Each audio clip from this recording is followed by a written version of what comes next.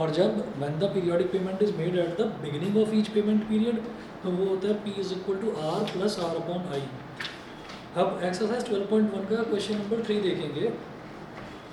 Sir हो जाएगा formula. छोड़ दो, ठीक है, चलिए जी कोई बात नहीं। तो आसान ही है सारे क्वेश्चंस, ठीक है, आराम से हो जाएंगे। अगला टॉपिक स्टार्ट करते हैं इसमें परपेचुटी के बाद। और शिवांशी कर लेना ये कंप्लीट 2.1, ओके सर। ठीक है। अगला करते हैं सिंकिंग फंड। सिंकिंग फंड क्या होता है वो देखिएगा।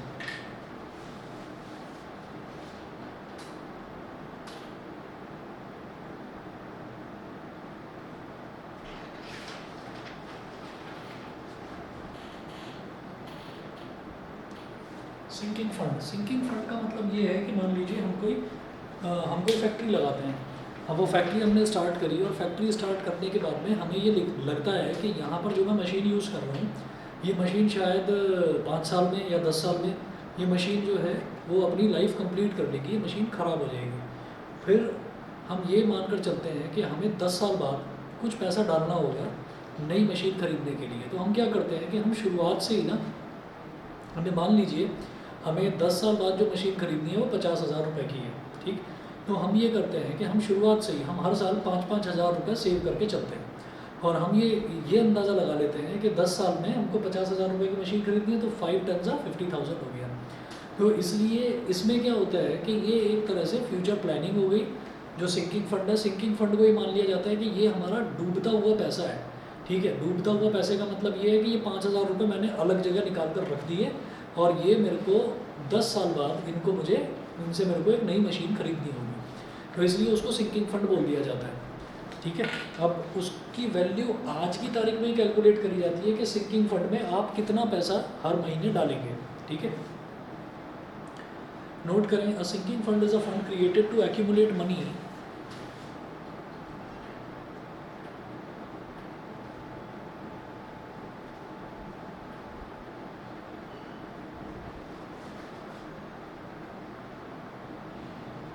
A sinking fund is a fund created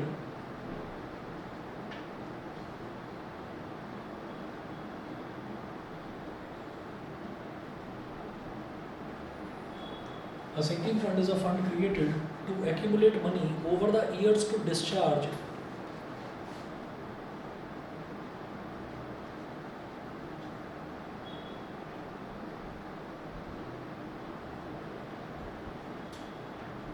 accumulate money over the years to discharge a future obligation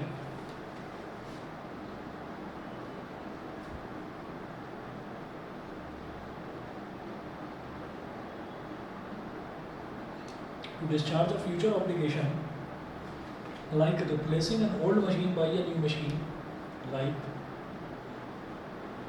replacing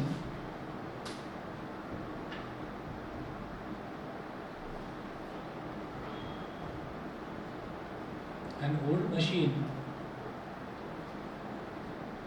by a new machine,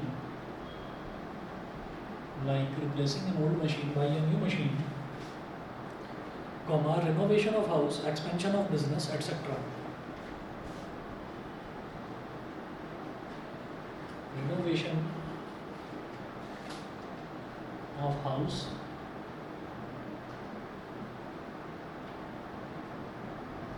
expansion of business,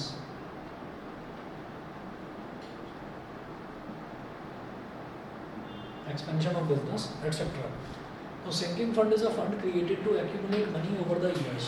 तो हम सिंकिंग फंड, एक fund हम खुद ही क्रिएट करते हैं पैसा इकट्ठा करने के लिए over the years to discharge a future obligation, कि फ्यूचर में हमारे ऊपर एक बोझ पड़ने वाला है। ऑब्लिगेशन का मतलब बोझ, एक बोझ पड़ने वाला है, like replacing an old machine by a new machine, कि हमको पुरानी मशीन को रिप्लेस करना पड़ेगा, हटाना पड़ेगा और नई मशीन खरीदनी पड़ेगी, ठीक है।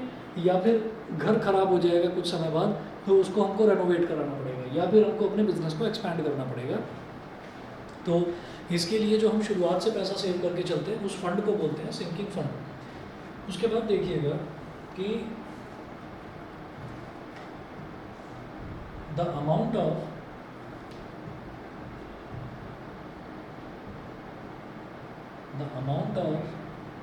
this obligation, the amount of this obligation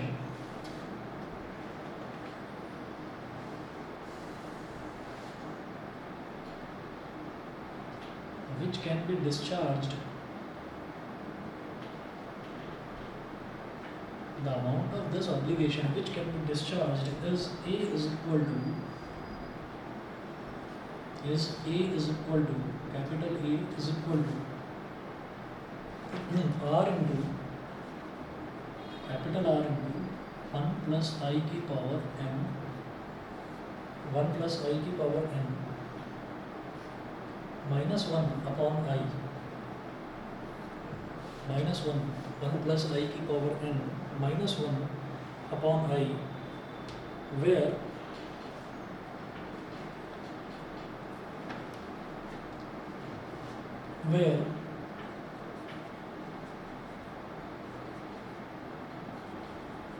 we have considered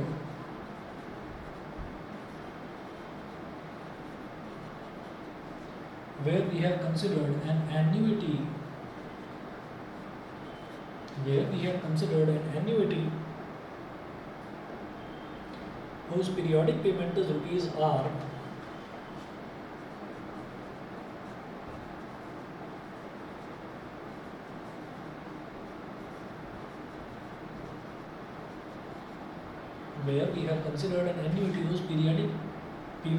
rupees R, rupees R, payable at the end of each payment period,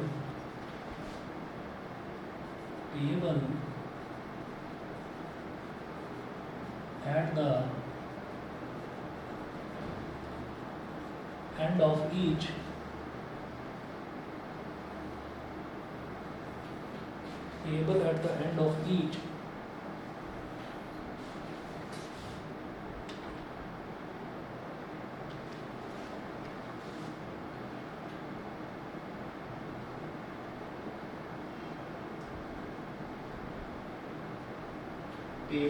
end of each payment period for n periods.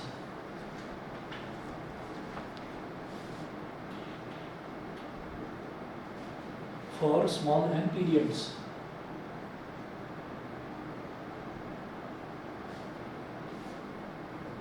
where I is equal to R upon 100. तो हमने खुद ही मान लिया कि एक annuity है। एक annuity का मतलब क्या है कि हमारा एक बिज़नेस है जो हम चला रहे हैं, कल को हमारे बच्चे चलाएंगे। तो हमारा एक बिज़नेस है, उस बिज़नेस में हमको शायद 4 साल या 5 साल या 10 साल बाद हमको मशीनरी नहीं लेनी पड़े। तो जब हमको मशीनरी नहीं लेनी पड़ेगी तो हम पहले से ही पैसा सेव करके चल रहे हैं।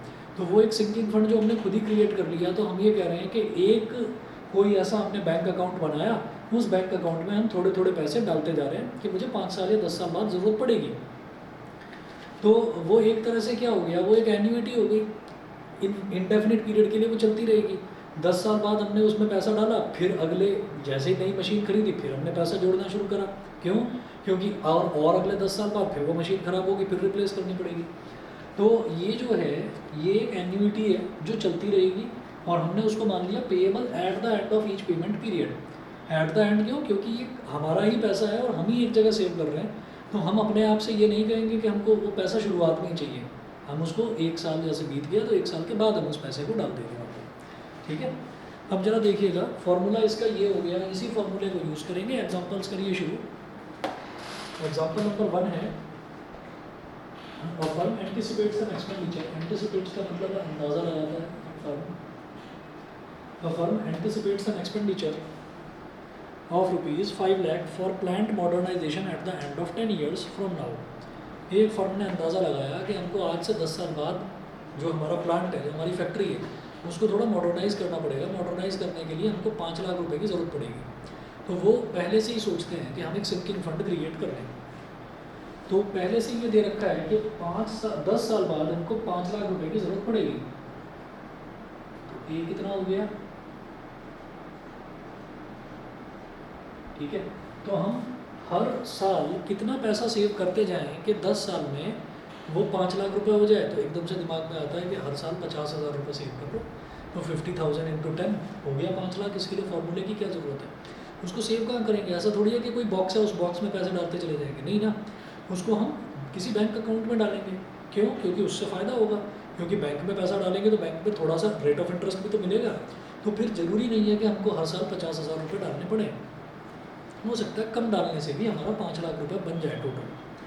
तो देखिएगा, वो बोल रहे हैं for plant modernisation at the end of 10 years from now how much should the company deposit at the end of each year into a sinking fund earning interest 5% per annum. तो उसको हर साल तो जैसे इसमें ए क्या रिप्रेजेंट करता है? ए है amount of obligation. Amount of obligation मतलब मेरे को 10 साल बाद जो मशीन खरीदनी है वो कितने की है? 5 लाख रुपए की है। तो मुझे वो 5 लाख रुपए 10 साल बाद चाहिए। तो ए का मतलब वो टोटल अमाउंट हो गया। क्लियर है? Yes sir. ठीक है, चलिए जी। तो ये तो हो गया 5 लाख रुपए हो गया। उसके बाद eight the end of 10 years तो एन की वैल्यू हो गई 10।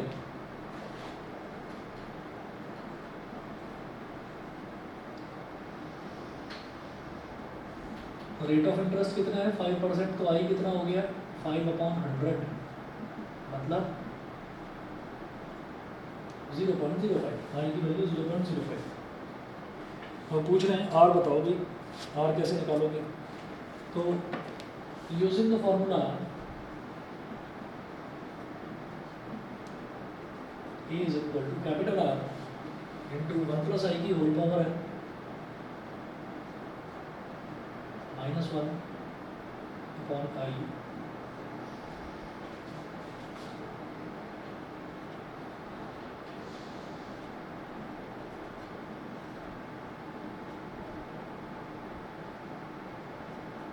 वन प्लस आई कितना है? 0.05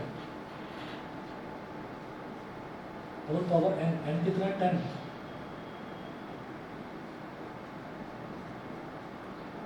-1 अपॉन आई अगेन 0.05। इसको इधर ले आओ।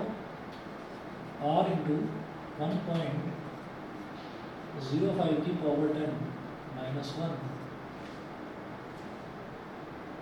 इज इक्वल टू 500,000 मतलब 5 लाख इंटू 0.05। पॉइंट गया नीचे 100 आ गया, 2 0 से 2 0 कट गया। तो आर इंटू 1.05 की whole power 10 -1 is equal to 5 5 जा 25 1 2 3 3 0 आ गया 25,000 ये हो गया। लेकिन अब यहाँ प्रॉब्लम क्या है कि 1.05 की पावर 10 ये मैं नहीं निकाल पाऊंगा। तो इसको निकालने के लिए क्या करते हैं कि इसका लॉग की हेल्प से निकाल लेंगे। इसको कैसे करेंगे? इसको तो बोल दीजिए इक्वेशन नंबर 1 और क्या करेंगे? Let x is equal to 1.05 की होल पावर 10। तो मुझे अब कुल मिलाकर x की वैल्यू निकालनी है क्योंकि x को मैंने क्या मान लिया? 1.05 की whole power 10 taking log on both sides.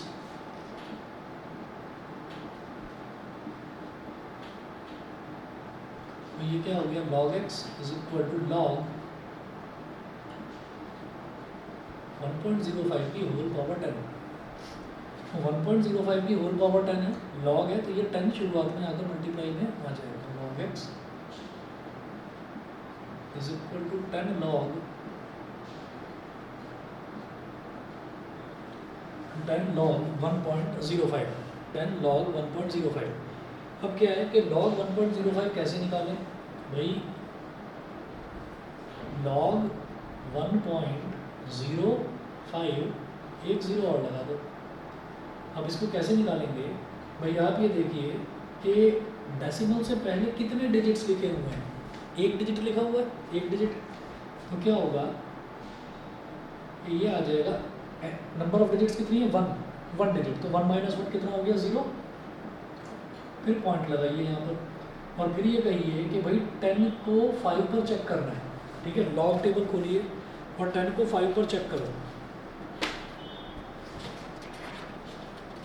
जब 10 को 5 पर चेक करेंगे तो वैल्यू आ रही है 0 2 1 2 0 2 1 2 हो गया। तो ये मेरे पास आ गया log x is equal to 10 multiplied by log 1.05 की वैल्यू ये आ गई 0.0212। अब जब 10 से मल्टीप्लाई हो रहा है तो ये 10 कट जाएगा और ये पॉइंट एक प्लेस राइट में शिफ्ट हो जाएगा, तो log x is equal to 0.212। 0.212 इसके आगे एक जीरो और लगा दो, ठीक है। अब जरा देखिएगा कि अब मुझे x निकालना होगा, तो ये log हटा दूंगा मैं, ये log हटा देंगे तो इधर जाकर ये क्या बन जाएगा, एंटी लॉग। शिवांशी समझ रहे हो, yes sir. Anti log of 0.2120। अब ये जीरो कैसे आया होगा यहाँ पर, ये जीरो ऐसे आया होगा कि नंबर ऑफ टर्म्स जो हैं डेसिमल से पहले नंबर ऑफ टर्म्स कितनी रही होगी, एक टर्म रही होगी, ठीक है। तो 21 को 2 पर चेक करो और फिर 0 पर देखो एंटी लॉग टेबल में।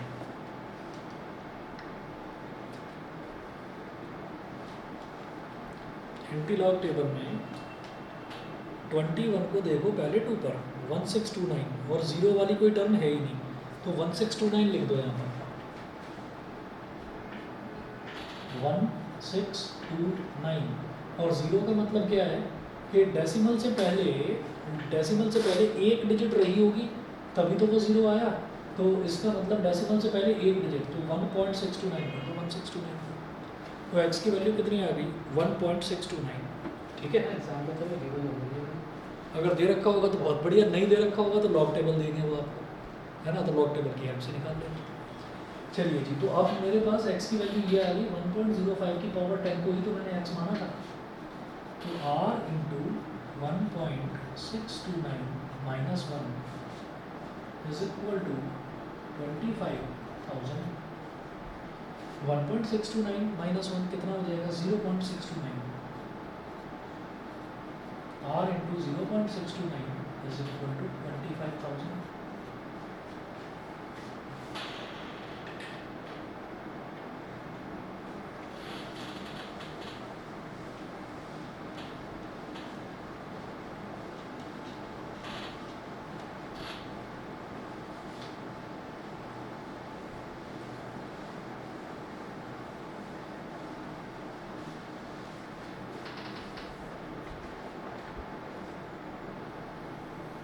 आर की वैल्यू कितनी आ गई, R is equal to 25,000 upon 0.629। तो 25,000 को 0.629 से डिवाइड कर दीजिए, मैं तो सीधा कैलकुलेटर से करके देख रहा हूँ। 25,000 डिवाइडेड बाई 0.629, रिजल्ट आ गया 39,745.628।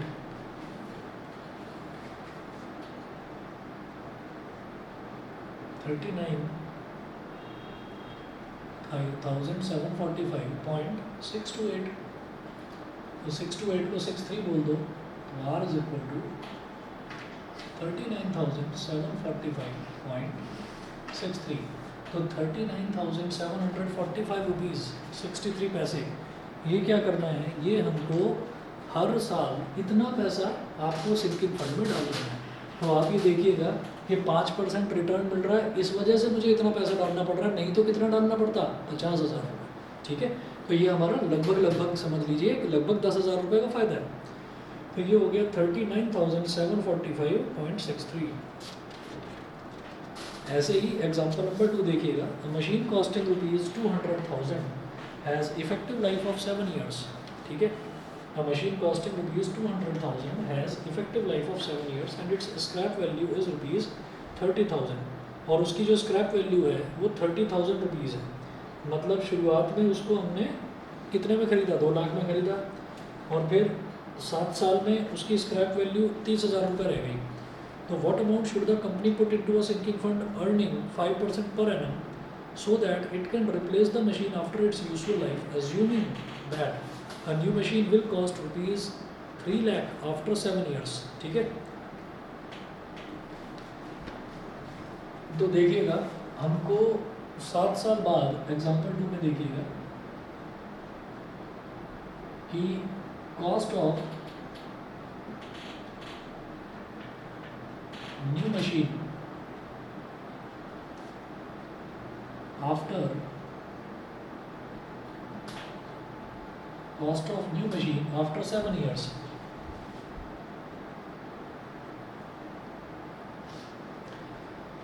तो नई मशीन आएगी 3 लाख रुपए की, तो 300,000, और पुरानी मशीन 30,000 की बिक भी जाएगी। तो इसका मतलब मुझे कितने पैसे चाहिए होंगे?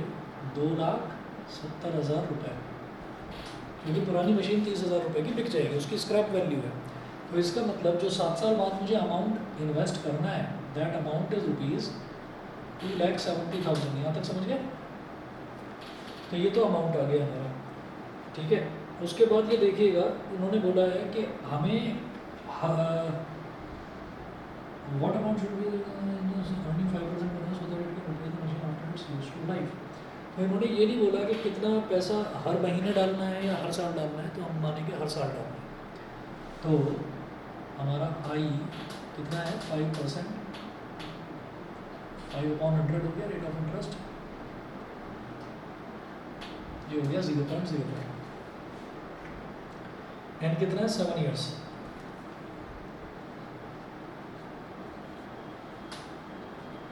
एंड है 7 years। तो A is equal to R into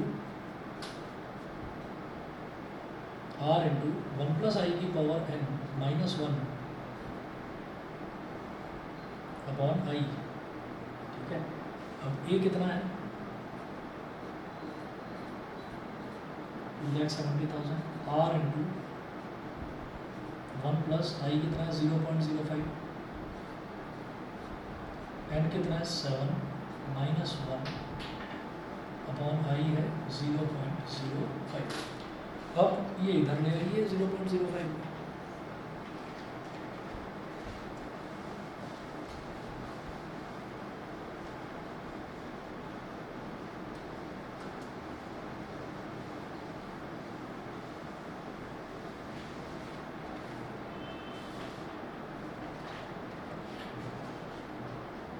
तो R इंटू 1.05 की पावर 7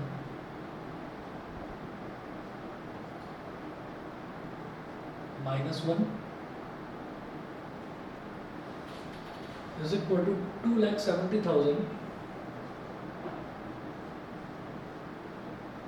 इंटू 0.05। पॉइंट गया तो नीचे 100 आ गया, 2 0 से 2 0 कट गए। R इंटू 1.05 की पावर 7 माइनस 1, 5 0 सा 0, 5 0 सा 0, 5 7 सा 35, 5 2 सा 10 और 3 13,500। अगेन फिर वही बात है, इसको इक्वेशन नंबर 1 बोल दीजिए कि 1.05 की होल पावर 7 है, तो 1.05 की होल पावर 7 जो है इसको हम लॉग की हेल्प से निकालेंगे। तो let x is equal to 1.05 की होल पावर 7, तो लॉग ले लिया, तो log x is equal to log 1.05 की पावर 7, 7 फ्रंट में आ जाएगा, log x is equal to 7 log 1.05। log 1.05 कैसे निकालेंगे?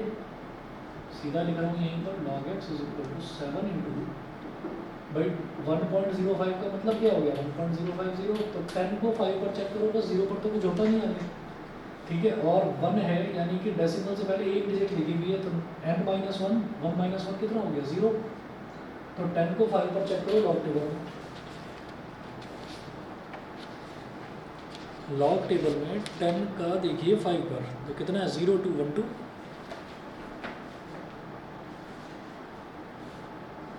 0 2 1 2, ये हो गया। मल्टीप्लाई कर दीजिए, log x is equal to 7 2 ज़ा 14, 7 1 ज़ा 7 और 1 8, 7 2 ज़ा 14, 0.1484, ये आ गया। अब क्या करें? अब x निकालेंगे तो वो क्या हो जाएगा? Anti log 0.1484। तो भाई 14 को निकालो 8 पर और फिर उसको निकालो 4 पर, एंटी लॉग एंटी लॉग देखो 14 का 8 पर कितना है 1406, ठीक है। और फिर देखो 4 पर कितना है 1406 और फिर 4 पर है 1, तो 1407 हो गया, दोनों का टोटल 1407 हो गया। तो x इज इक्वल टू 1407 और 0 लिखा हुआ है, तो 0 कैसे आया कि डेसिमल से पहले नंबर ऑफ डिजिट्स 1 रही होगी, ठीक है। तो 1 - 1 कितना हो गया 0, तो इसका मतलब डेसिमल से पहले 1 डिजिट रही होगी, तो 1.407। देयरफॉर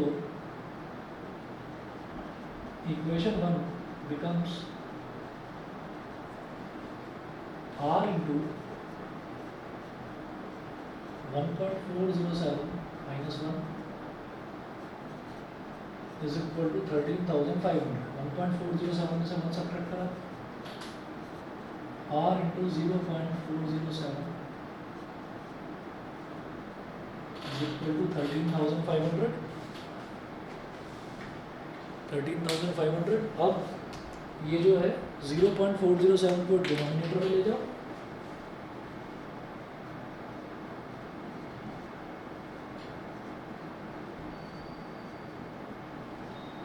हाँ जी, डिवाइड सीधा कर रहा हूँ मैं।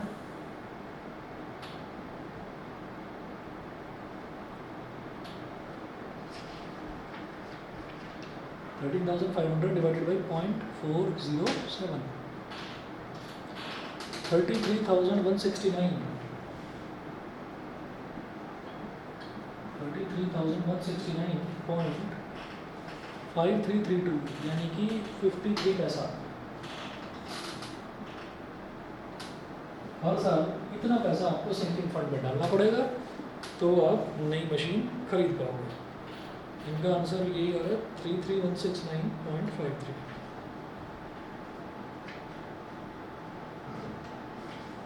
ठीक है,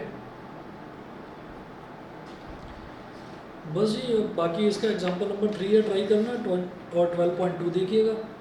बॉन्ड्स वाला पोर्शन छोड़ देना है, मतलब एक्सरसाइज 12.3 नहीं करनी है, उसके बाद फिर सीधा हम EMI करेंगे, ठीक है। आज इतना कर लीजिए, बाकी नेक्स्ट क्लास में देखते हैं। मैं बुला नहीं पाया था आज आप लोगों को दोपहर में ना, ऑफलाइन। हाँ, थोड़ा सा बिजी था आज, इस वजह से बुला नहीं पाया। चलिए नेक्स्ट क्लास में कोशिश करूँगा दोपहर में बुलाऊँगा। चलिए शिवांशी कंप्लीट कर लेना 2 एक्सरसाइज, ओके सर। ठीक है। हाँ, और मेरे को होमवर्क जो है देखना है नेक्स्ट टाइम, ठीक है सर। ठीक है। चलिए जी, okay thank you sir. Okay.